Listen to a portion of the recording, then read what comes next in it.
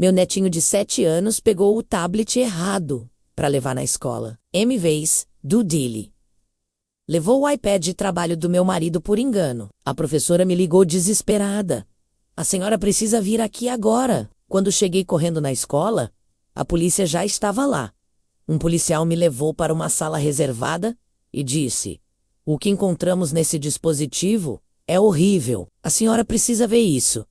Quando vi o que tinha naquela tela, eu nunca mais voltei para casa. Segue minha história até o final e comenta de onde você está me ouvindo. Adoro conhecer cada pessoa que acompanha o canal. E não se esquece de se inscrever para mais histórias como essa. O que vocês acham que eu descobri naquele tablet que mudou minha vida para sempre? Fiquem até o final, porque essa história tem reviravoltas que vocês jamais vão imaginar. Meu nome é Helena, tenho 62 anos e durante 35 anos construí o que eu achava que era uma família perfeita. Sou casada com Roberto, de 65 anos. Desde os meus 27, ele sempre foi um homem respeitado na comunidade, aqui em Campinas. Trabalha como contador em um escritório grande no centro da cidade. Temos 2 filhos já adultos. A Carla, de 32 anos, casada, que me deu meu tesouro, o pequeno Matheus, e o André, de 29, que mora no Rio. Durante todos esses anos, fui a esposa dedicada que todo mundo conhece.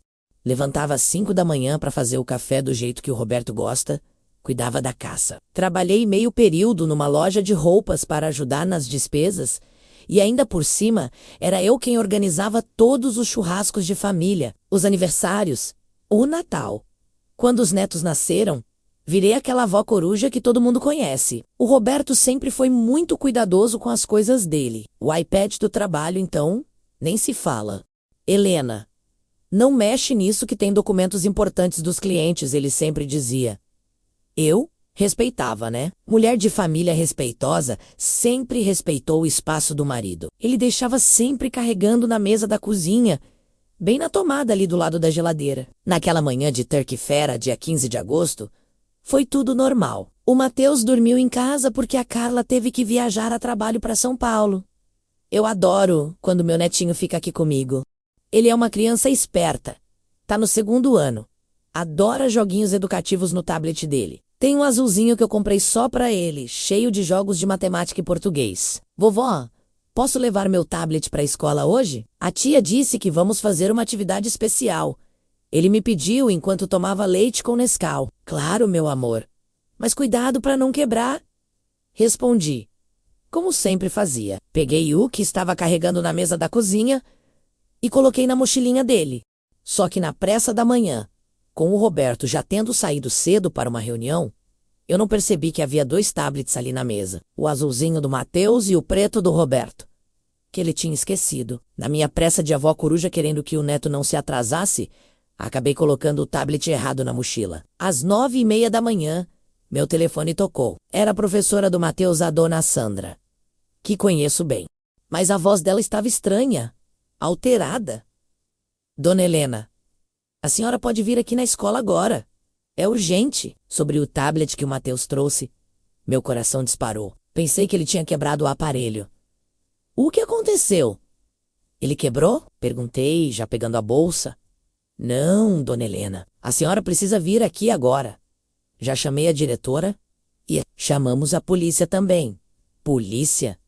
Por causa de um tablet quebrado? Alguma coisa estava muito errada. Cheguei na escola em 10 minutos.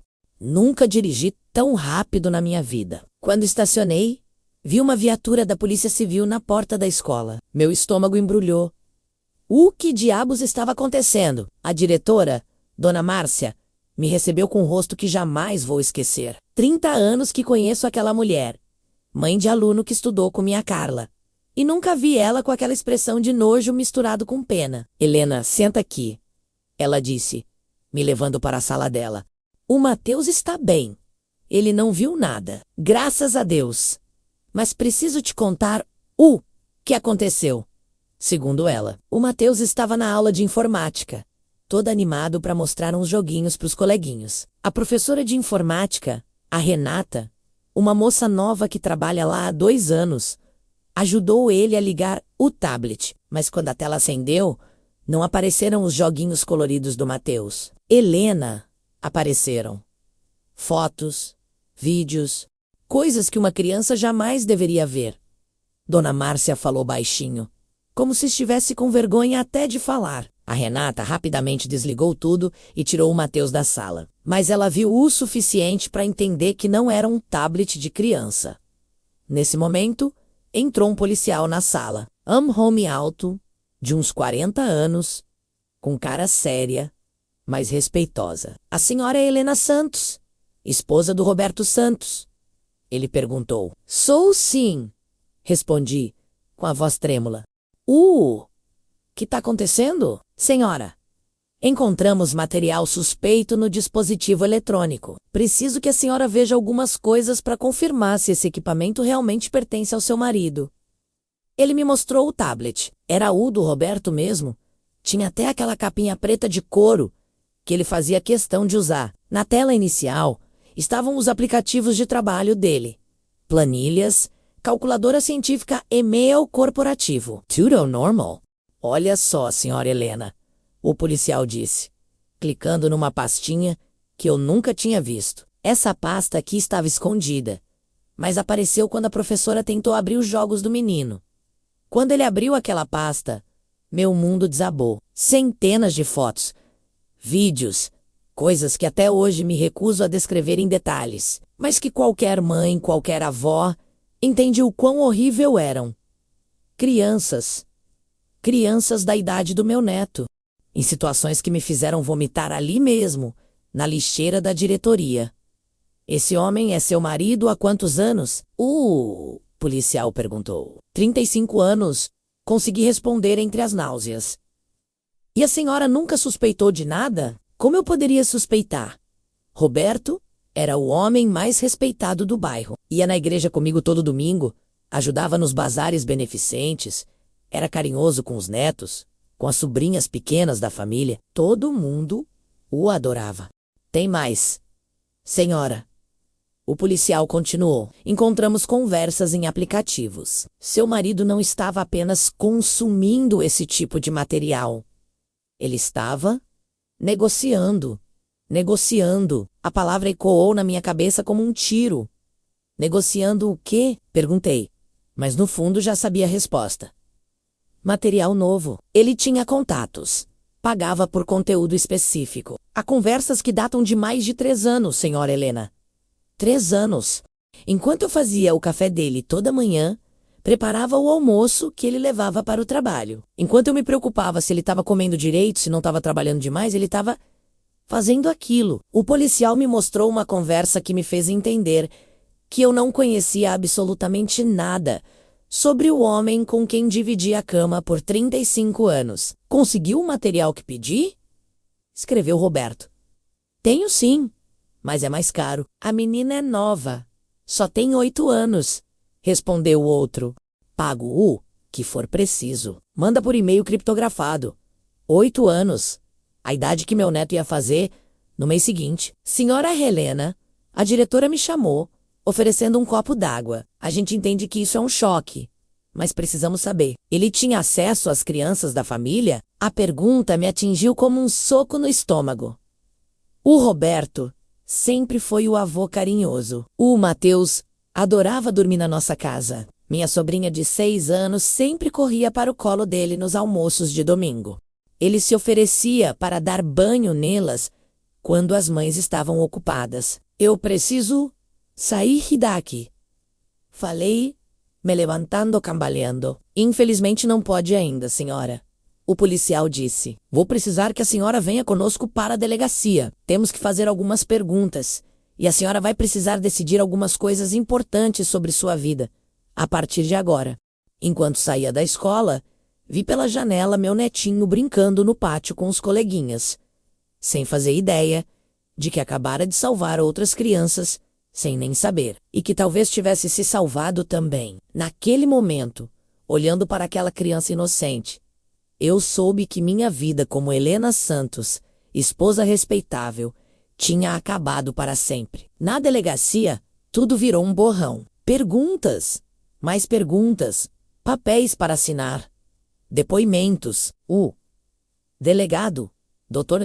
Mendes, um senhor de uns 50 anos, com jeito paternal, me explicou que Roberto seria preso assim que chegasse em casa. A Polícia Federal já estava envolvida, porque o material era internacional. Dona Helena, a senhora vai precisar de um advogado, ele me disse, e vai precisar tomar algumas decisões difíceis sobre seu patrimônio, sua casa, sua vida.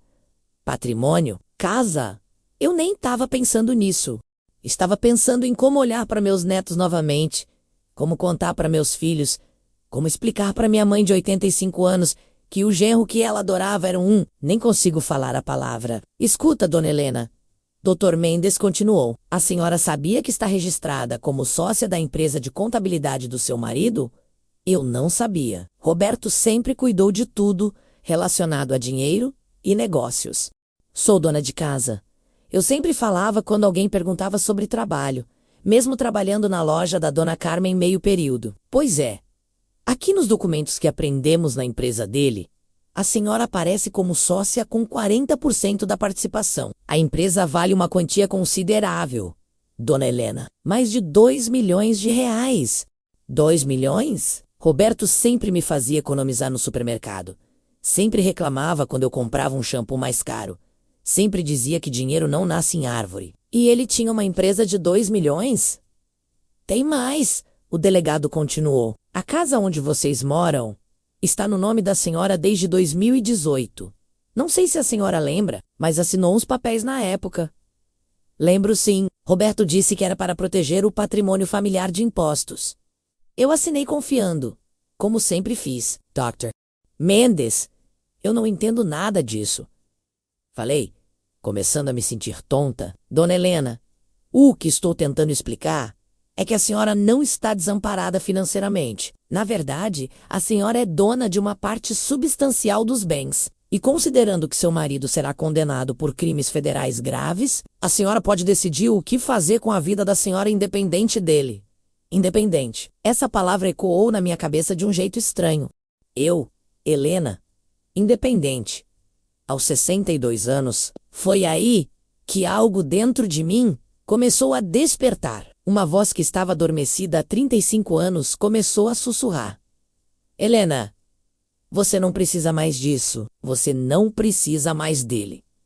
Quando saí da delegacia às 7 da noite, Roberto já tinha sido preso. Os vizinhos já sabiam menos notícia. Assim se espalha rápido num bairro como o nosso. Dona Aparecida, minha vizinha de 30 anos, me parou na calçada. Helena, querida, que situação terrível. Mas olha, se precisar de alguma coisa, estarei aqui. Bem, sempre achei que você merecia coisa melhor. Sempre achei que você merecia coisa melhor.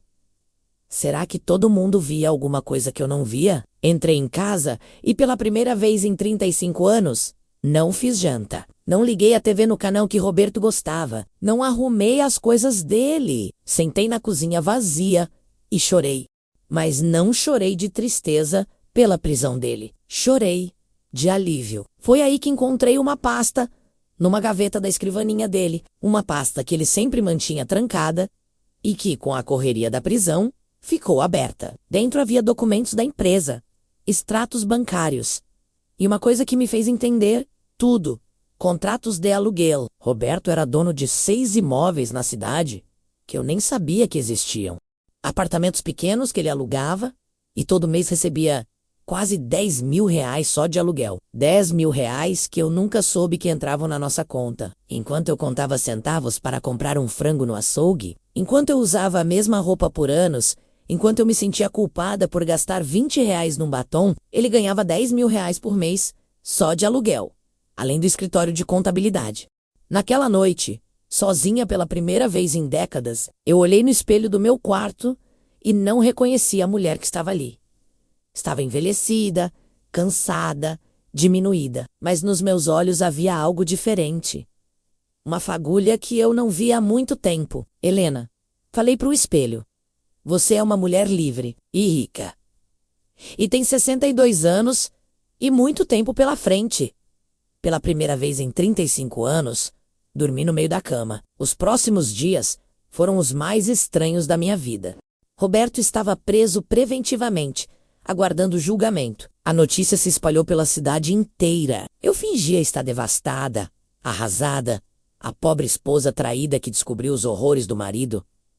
Mas por dentro, eu estava planejando. Primeira coisa que fiz foi procurar um advogado. Não qualquer advogado, mas a doutora Patrícia Moura, uma das melhores advogadas de família da cidade. Uma mulher de 45 anos, firme, que tinha fama de não ter pena de marido vagabundo.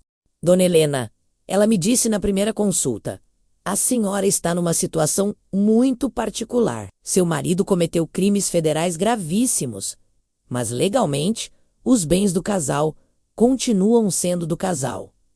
A não ser? A não ser o quê? Perguntei, já imaginando por onde ela ia. A não ser que a senhora se divorcie dele. Aí a senhora fica com 50% dos bens por direito, mais a parte que já está no seu nome. E considerando que ele será condenado e vai perder os direitos profissionais dele, a empresa praticamente fica sua. Divórcio. Depois de 35 anos, a velha Helena ficaria horrorizada com a ideia, mas a nova Helena, que estava nascendo dentro de mim, sorriu pela primeira vez em semanas. Doutora, quanto tempo demora um processo desses? Dado as circunstâncias, uns 4 meses. Crimes contra crianças facilitam muito o processo de divórcio por justa causa. 4 meses para me libertar completamente. Enquanto isso, comecei a descobrir mais coisas sobre a vida dupla do Roberto. Fui nos bancos com os documentos que encontrei, acompanhada da doutora Patrícia. Nossa situação financeira era ainda melhor do que eu imaginava. Além da empresa e dos 6 imóveis, Roberto tinha investimentos em ações, CDBs, até uns bitcoins que eu nem sabia o que eram. Somando tudo, nosso patrimônio chegava perto de 4 milhões de reais. 4 milhões. Enquanto eu economizava na luz, desligando tudo da tomada, ele tinha 4 milhões guardados. Mas a descoberta mais interessante foi uma ligação que recebi da Carla, minha filha, na quinta-feira. Mãe, preciso te contar uma coisa sobre o papai, algo que nunca tive coragem de falar. Meu sangue gelou. Será que Roberto tinha feito algo com ela quando era pequena? Fala, filha. Mãe, lembra quando eu era adolescente e sempre tive problemas para dormir na nossa casa? Sempre pedia para dormir na casa da avó ou das amigas. Lembro. Era por causa do papai. Mãe, ele nunca me tocou. Nunca fez nada diretamente, mas ele ficava me observando. Quando eu estava de pijama, quando eu saía do banho, ele inventava desculpas para entrar no meu quarto quando eu estava me trocando. E aquele jeito que ele olhava, mãe, eu sempre soube que tinha algo errado com ele. Minha filha, minha menina sofreu durante anos e eu não percebi nada. Por que nunca me contou, Carla? Porque eu era criança, mãe. E porque sempre que eu tentava falar, o Senhor dizia que eu estava imaginando coisas, que o papai era um homem bom, trabalhador. E eu acabei acreditando que o problema era meu.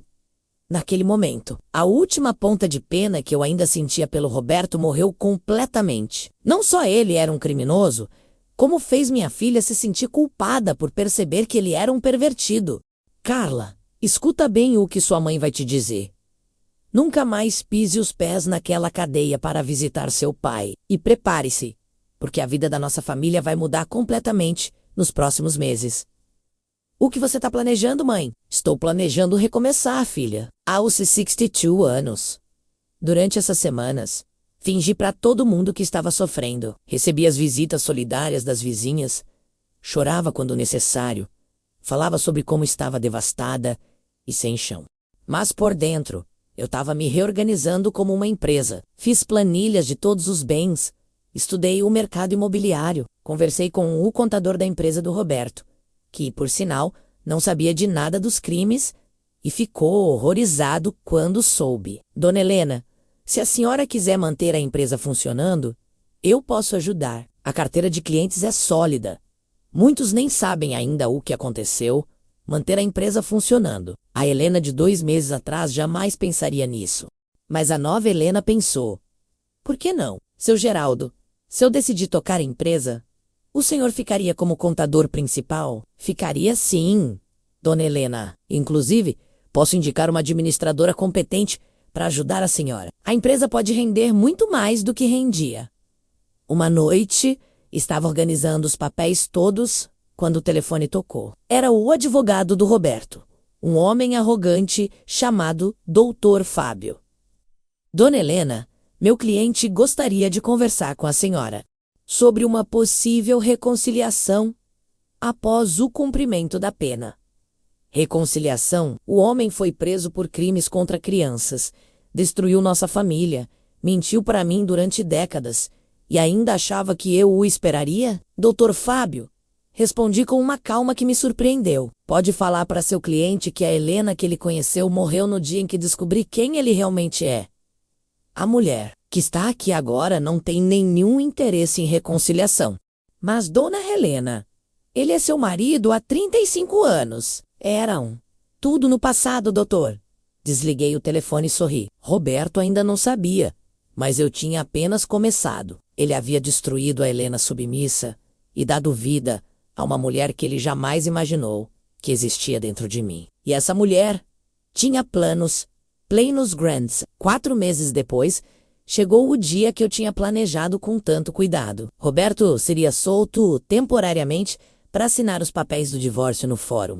A condicional era apenas para isso. Ele teria que voltar para a cadeia no mesmo dia, aguardando o julgamento final. Eu poderia ter assinado os papéis sem vê-lo. A doutora Patrícia até sugeriu isso. Mas eu quis olhar nos olhos dele. Quis que ele visse quem eu tinha me tornado. Cheguei no fórum às 2 da tarde, usando um conjunto azul marinho que comprei especialmente para a ocasião. Cabelo feito no salão da Márcia, unhas bem cuidadas, maquiagem impecável. Pela primeira vez em 35 anos, eu me senti bonita, poderosa. Roberto chegou algemado, acompanhado de 2 policiais, e do Dr. Fábio quando me veio. Seus olhos se iluminaram, como se eu fosse salva-lo de tudo aquilo. Helena, meu amor, sabia que você ia me perdoar. Perdoar.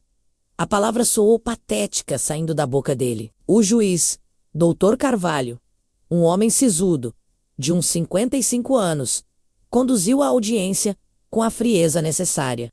Leu os termos do divórcio, explicou a divisão dos bens, perguntou se ambas as partes concordavam. Eu concordo, Excelência.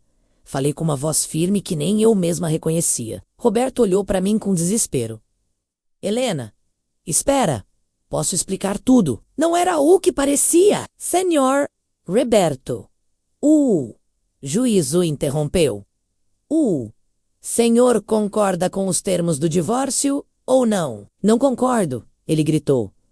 Quero falar com minha esposa em particular. Foi aí que chegou minha vez. Excelência. Me levantei. Posso dizer algumas palavras? O juiz acenou que sim. Roberto Santos disse olhando diretamente para ele. Durante 35 anos, eu fui sua esposa dedicada. Acordava às 5 da manhã para fazer seu café. Passava suas roupas. Fazia sua comida preferida. Cuidei da sua mãe quando ela estava doente. Criei nossos filhos praticamente sozinha enquanto você trabalhava. Abri mão dos meus sonhos, dos meus planos, da minha vida. Ele tentou me interromper, mas continuei. E sabe o que descobri nesses 4 meses, Roberto? Descobri que eu era sócia da sua empresa sem saber. Descobri que você tinha 6 imóveis que rendem R$ 10.000 por mês. Descobri que tínhamos investimentos de quase 4 milhões de reais, enquanto você me fazia economizar no supermercado. Agora toda a sala estava em silêncio absoluto. Mas sabe o que mais descobri, Roberto? Descobri que nossa filha sempre soube que você era um pervertido. Ela me contou como você a observava, como inventava desculpas para entrar no quarto dela. Uma criança, Roberto. Nossa filha. O rosto dele ficou branco. O advogado dele tentou se levantar, mas o juiz o fez sentar. E descobri mais uma coisinha interessante. Continuei, tirando uma pasta da minha bolsa. Lembra do seu computador de casa? Aquele que você dizia que eu não podia mexer? Pois é. A Polícia Federal examinou tudo. E sabe o que eles encontraram nas suas conversas deletadas? Coloquei alguns papéis na mesa, conversas suas com outros pedófilos sobre como treinar a esposa para aceitar certas coisas. Você estava planejando me usar como isca, Roberto, para atrair crianças para nossa casa. Ele desabou na cadeira. O advogado dele ficou pálido. Você ia transformar a mulher que te amou durante 35 anos em cúmplice dos seus crimes. Ia usar nossa casa, onde nossos netos dormem, como local para seus atos perversos. Dr. Fábio finalmente conseguiu falar. Excelência, isso não está nos autos do divórcio. Não, doutor, respondi calmamente. Mas está nos autos criminais que serão julgados mês que vem e que vão mostrar para todo mundo que tipo de monstro eu dividi a cama por 35 anos. Virei-me para Roberto uma última vez. Sabe qual é a parte mais engraçada de tudo isso, Roberto? Você me achava uma idiota. Uma dona de casa burra que só servia para fazer sua comida e lavar sua roupa. Mas essa idiota descobriu que você não era apenas um criminoso. Era também um ladrão. Roubou meus melhores anos, minha autoestima, meus sonhos. Peguei a caneta que o juiz ofereceu. Mas essa idiota também descobriu que, legalmente, quase tudo o que você construiu está no meu nome, ou vai ficar. A empresa, a casa, os imóveis, os investimentos. Sabe por quê? Porque você queria sonegar impostos e botou tudo no nome da sua esposa burra.